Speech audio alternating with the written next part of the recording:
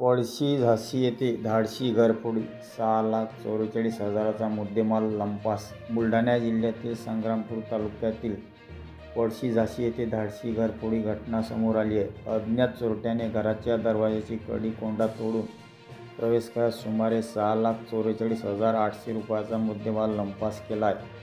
पोलिसांच्या माहितीनुसार फिर्यादी कैलास श्रीकृष्ण मारोडे हे घराबाहेर असताना 20 ऑगस्ट रोजी पहाटे सुमारे 5 वाजता सुमारास चोरट्याने घरात प्रवेश केला. 2 अलमारीचे लॉकर फोडून 191 ग्रॅम सोन्याचे दागिने, 250 ग्रॅम चांदीचे दागिने आणि 1 लाख रुपये रोख असा मुद्देमाल चोरीस गेला.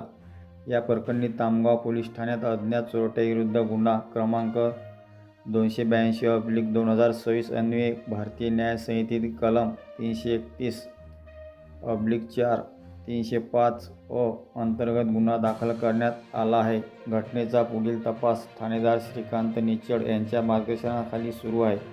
घरफोडीमुळे परिसरात खळबळ उडाली असून चोरट्यांचा शोध घेण्याचे आव्हान पोलिसांसमोर आहे.